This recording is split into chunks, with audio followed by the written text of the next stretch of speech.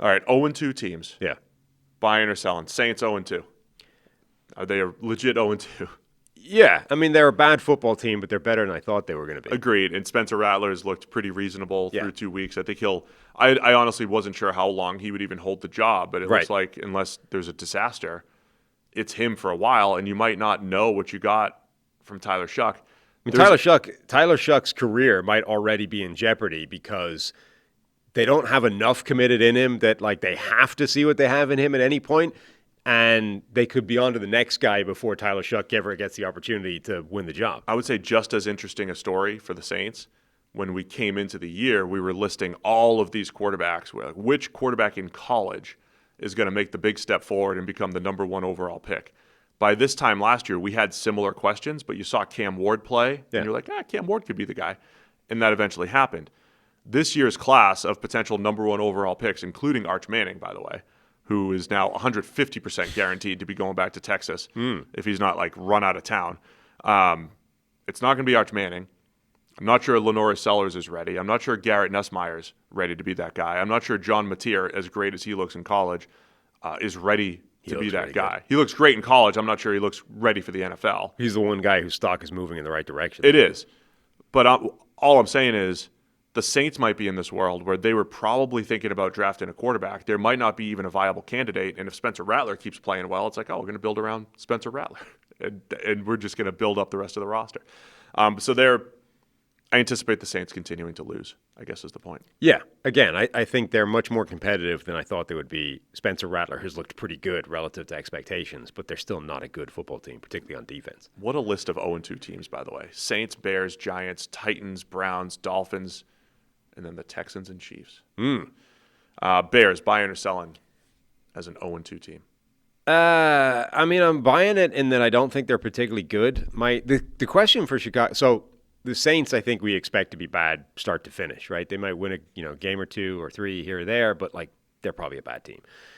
Chicago, the question I think is more interesting, which is they're pretty bad right now, but do they get better over the course of the year, or is this what it is until next year? I mean, my priors on Chicago were that week 8, week 9, watch out. That's when they turn it around. So if I had to predict a team turning it around, I don't think the Bears are devoid of talent. I think losing Jalen Johnson is a blow. That certainly hurts the secondary because even cornerback 2 was a bit of a question with Tyreek Stevens, or the other side was a bit of a question. They've lost. I mean, before that they had already lost Terrell Smith. Like they were already banged up at corner, and that lost the one really good guy they had. I mean, that's a real problem spot now. And when those add up, that's an issue. But O-line improvements, D-line improvements, like they've got more talents there. That if they turn it around week 7 or 8, I wouldn't be surprised. So I'm going to sell the Bears are one of the worst teams in the league and say that they're going to end up closer to 500 without even having their schedule memorized and knowing exactly what it looks like. I'm going to say they end up closer to 500. I do wonder though if for like the second year in a row, it's an offseason that looked better on paper than it's going to actually end up being. You know, like when they threw a lot of money at defensive linemen, for example, right? Like Grady Jarrett hasn't been the player. Grady Jarrett hasn't justified the money that they paid him for a couple of years now, right? And he's reaching that point where he's had like a 10-year career. You know, he's sort of getting towards when would be a natural ending point for some guys. If Grady Jarrett does not kick on and dominate, like that wasn't necessarily an upgrade that they made. And yet it looked like a really, a significant one on paper. Just for a couple of years now, you look at their offseason every time. You're like, man, look at all these moves. These are great. Every one of these is an upgrade. And like Keenan Allen last year didn't really move the needle at all for them. And he is with the Chargers. Yeah. And so maybe the problem isn't the guy themselves that they're bringing in. Maybe the problem is somewhere else. But the point is, it's not translating yet to the field. Yeah, I guess my thing with the Bears moves, it felt like the aggregate there was good. I'm not a huge fan of Dayo Odeyingbo, Grady Jarrett at this point in his career. But when you add them both, it felt pretty good relative to what they had. I'm not a huge fan of Jonah Jackson at guard, but it was an upgrade. It should have been an upgrade. Drew Dahlman should have been an upgrade. That's where I'm at, and I think they'll play a little bit better than they have. Okay. Who's next? Giants. Buying or selling as an 0-2 team. Again, this is like the inverse of the Colts thing. I think they're better than being a very bad football team, but they're probably going to lose quite a lot of games. You know what I mean? Like they probably should have beaten Dallas. Oh yeah, they definitely. I mean, they had many opportunities. Like I think they're closer to a 500 football team than they are the number one overall pick. I'm more concerned with my optimism around the Giants was less about wins and losses and more about being competitive week in, week out through their defense. And through 2 weeks, I thought their defense was okay against Washington. I mean, the points it was only 21, but I thought Washington pretty much had that game in hand from start to finish, even their offense. And then the Giants didn't make any key stop against Dallas. Yeah. And so I'm worried about the back seven. I thought that would be much improved, and I thought that the front had a chance to take over games. And I still believe that with all of the boys that they have out there, Carter and Thibodeau and Dexter and everybody, Burns. So there'll be games where that happens. So I'll sell them as one of the worst teams in the league. Yeah, I'm surprised their back seven, the defensive backfield, effectively haven't made more plays. You know, Drew Phillips made some plays against Dallas, but like Paulson Adebo feels like the type of corner that is actually cut out for like if your front four is dominating, that guy can go and be aggressive and make some plays, and it hasn't happened yet. That's at all. What's happening in Green Bay. Where like Keyshawn Nixon's like, hey, I know. Yeah. These they can't run a route beyond 10 to 15 yards here. I'm going to jump stuff, and the Giants should have that ability. Yeah, and we're not seeing that through 2 weeks. They're giving up over 30 points per game. I'll still sell them as one of the worst teams in the league. Yeah, that's what I'm. Record-wise, it still could happen. I don't even know what to do with that. Hey guys, real quick, only 40% of our viewers are actually subscribed, so let's change that. Hit that subscribe button, and now let's get back to the action. Chiefs are next. Buying or selling? Are they an 0-2 team? I mean, selling. They haven't played well, but they're not one of the worst teams in the NFL. So if the dynasty is over. So use the inverse of the Colts discussion. Like, what is the worst case scenario for the Chiefs this season? It's still way better than being one of the worst teams in the league. And I just want to remind people, we're not dumb enough to do dynasties over takes, right? But in 2023. We were saying, hey, Chiefs they screwed this one up. They punted on receiver. Rashee Rice is the best receiver. He's a rookie. They have no one else. Kadarius Toney's blowing a game every 3 weeks here. It's not their year. It's not the Chiefs' year. They'll come back. They'll reload next year. They'll reload a receiver. They'll fix this mistake. This is in the middle to the end of the 2023 season, and then they went on their Super Bowl run. Last year they were winning, but it's not. Is it real? They're all one possession games. So there were doubts about the Chiefs the last 2 years. The doubts now just happen to be in the first 2 weeks when, by the way, they're playing a very good Chargers team and the defending Super Bowl champion Eagles. So that's a reason. Like, that's why they're 0-2. If these games were week 8 and 9 and they had a 2-game losing streak in the middle of the season, it wouldn't be like dynasty's over, you know? I mean, even that, like if the Chargers end up being one of the best teams in the NFL, the Chiefs starting, like the start of their season has been against two of the best teams in football, conceivably. So if they simply played two other teams, they might have, like you said the other day, last year they were calibrated to win by one score, and this year they're calibrated to lose by one score. Like, it's just slipped. Yeah, but that might be the difference between just playing Philadelphia and the Chargers and playing, two other random teams, right? If they just had a different start to the schedule, they might look exactly like they did a year ago, where we spent, I forget when it was, like Christmas or whatever. Ryan Fitzpatrick is on TV being like, this cannot keep going. They can't possibly keep winning these games this way. They're not playing well. Blocked field goal to win it. Botched snap to win it against the Raiders. So, like, it's exactly the same performance as a year ago in terms of, like, this is not a team that's playing good football right now. But they won enough games. They got to, the Super Bowl, and then they got their ass kicked.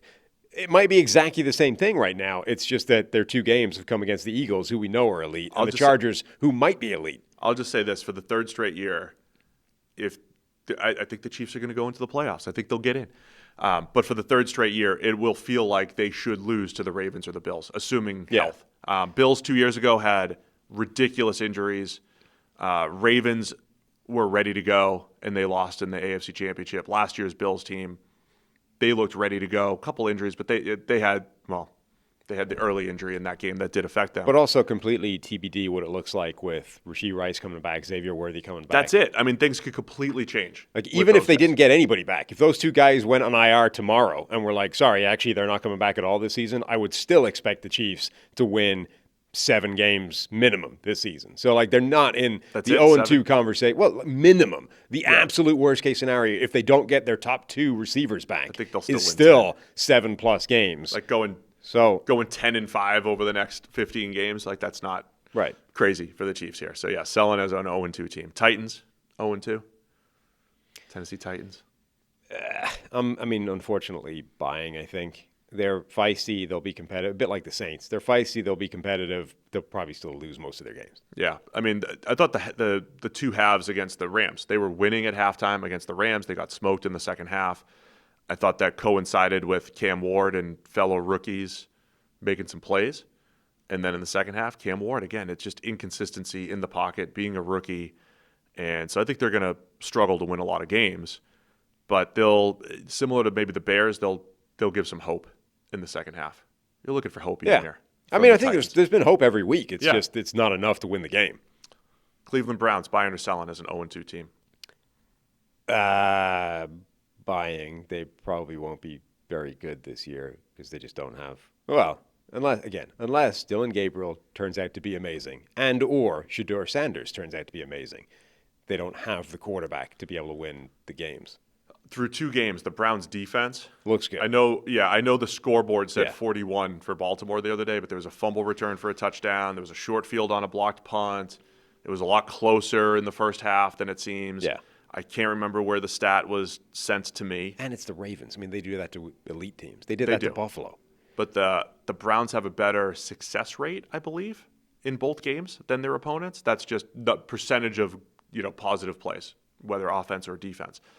The problem has been the impact plays, right? So EPA, I assume, is much lower because the Browns have all those interceptions, whether they're the quarterback's fault or not. They've got the blocked punt. They've got the fumble 6. I mean, they have all these things that have gone against them, these high leverage, big, high impact plays so far. But down to down, the Browns have been very competitive through 2 weeks. Yeah. But yeah, I don't think they're going to win a ton of games. No. And to your point, unless, one of the rookies comes in and is special. Yeah. Miami Dolphins, buying or selling as an 0-2 team? Buying.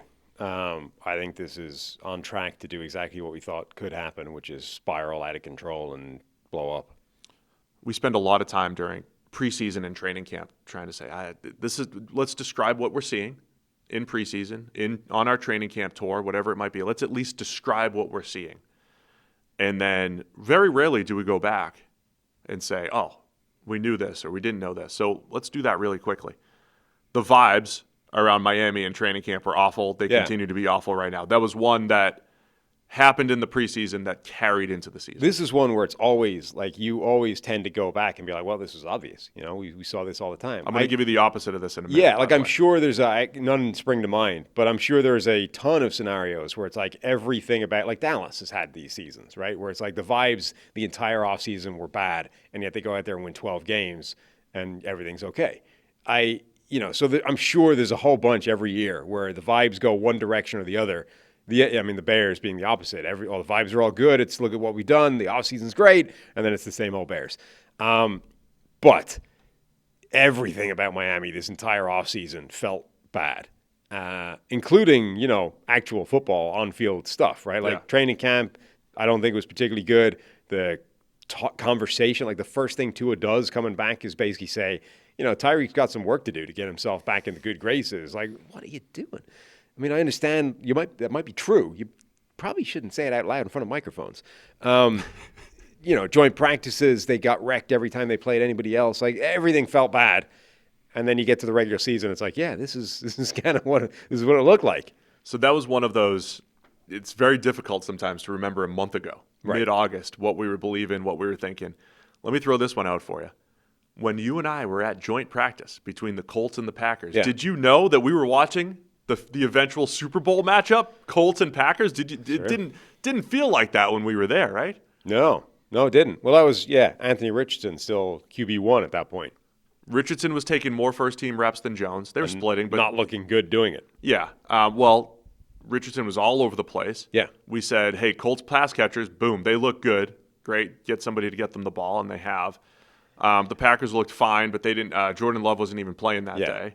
I mean, half the team wasn't playing. Like, Jordan Love wasn't playing. Savion Williams wasn't playing. A couple other players were not dressed for that as well. The funny thing is, though, it also shows you how big a problem it is with the second-team unit, because Daniel Jones looked like crap running with the second-team offense as well, because the offensive line was terrible. Right. Like, Daniel Jones, most of his plays were like dead on arrival because the second-team offense couldn't block anybody. So it's like Daniel Jones right now is like MVP candidate, right? But with the second-team offensive line, he can't function. It's like, this is how problematic it is trying to a quarterback battle in training camp. It's so dependent on who's getting the first-team reps. We also saw Bears-Bills the next day. Yeah. And the Bears got the better of the Bills. Yes. In those practices. And the Bears, I was describing the Bears offense as finding a lot of completions against the first-team Bills defense. I thought the Bills defense looked like they were having some issues, which, by the way, they did in week 1 against the Ravens. That was the more important. I mean, I hold less stock in the other side of the ball because it looked like Josh Allen was kind of goofing around that day. Like, I'm just going to see if I can make this throw. And it turns out he couldn't. Jaquan Brisker was there. The other side of the ball, though, like, they did look crisp. The other thing that was weird is that, I mean, not weird, but different.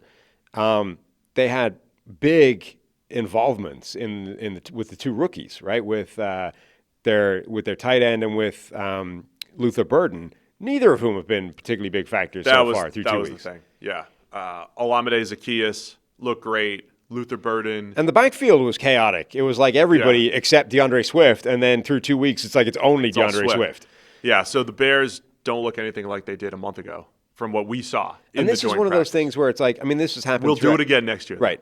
This has happened throughout the NFL. Like, every week I'm lamenting the lack of Kyle Williams' use in New England, et cetera, et cetera. So there's a bunch of teams that had that where their rookies are seeing the field way less than we expected them to based off training camp or preseason deployment. This is one, though, where just given the simple, one data point of what we saw versus what we've seen so far, maybe you might want to go back to using the Burden some more. You know what I mean? When we were there, it looked good. And so did, the other young players they were using. And currently, the non-young players you're using don't look that great. Maybe you might want to, why not go back and see if Luther Burden can play? And that might be part of the second half resurgence for the Bears.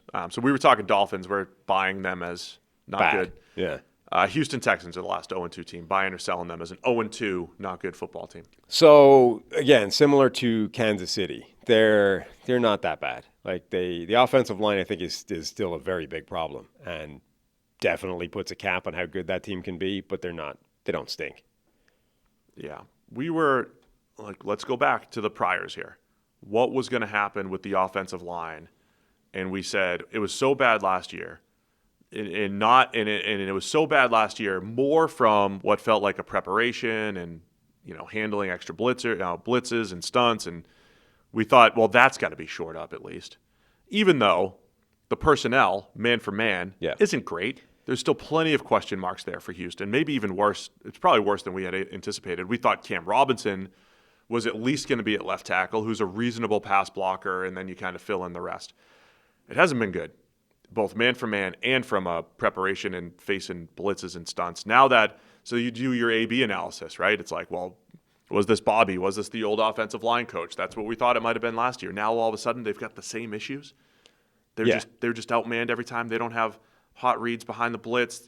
C.J. Stroud looks confused. He's not setting protection. He's allowing 4 rushers to come with on 2 blockers. Why are all these things happening? That's an interesting development. The same way. That's different. So that's new and different. On the one hand, it looks exactly the same as it did a year ago, only instead of Laramie Tunsil at left tackle, you have worse players. So that's bad. The new element, though, is they made a big thing about Bobby Slowick wouldn't allow C.J. Stroud to operate at the line of scrimmage, and that's just caveman football, and we can't have that in today's NFL. So Bobby's on the way out, and now C.J. Stroud is going to be Peyton Manning at the line of scrimmage. He's going to have all the control. He sets the protections. He gets to deal with all that kind of stuff, right? And, okay, it's one play, but we saw last week where they went up to the line. They set the protection wrong from start to finish. At no point did C.J. Stroud even seem to realize it was wrong. Like, it was quite obviously the line is sliding to the right, whereas it probably should have been sliding to the left. Even if you're going to have it sliding to the right, you therefore need to know that almost certainly there's pressure coming from the left because of the way the Rams had lined up. So he said it wrong, didn't adjust it at the line, and then didn't seem to know that there was a free rusher coming from that side either.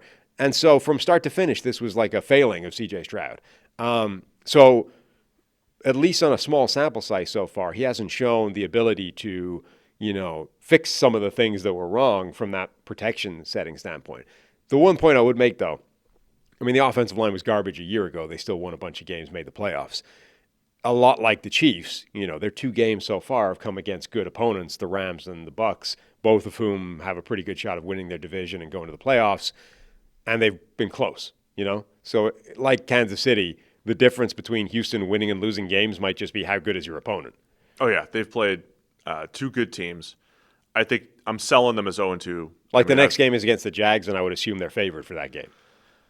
Yeah, it's a pivotal game for both teams here. But, yeah, I think Houston is much better than they've shown offensively. I said that a lot last year, but I still think they have that in them. We've seen better from C.J. Stroud. I still believe in their receivers. Nick Chubb showing a little bit in the run game, even though there was rumor, there's some theories that the Bucs let him score that 25-yarder, which may be true. Mm-hmm. I think they'll be better offensively, and their defense still fierce. Pass rush is fierce. They've given up some plays on the back end, again, like last year, but I think they've got great potential on that side of the ball. So I'm selling the Texans as an 0-2 team, but they might be running out of time. Got to start winning. Yep. Thanks for watching all the way to the end of the video. Check the Mic is live every Monday, Wednesday, and Thursday, so be sure to hit the subscribe button so you don't miss a thing. And the all-knowing algorithm is convinced you'll also like these videos, and who are we to argue?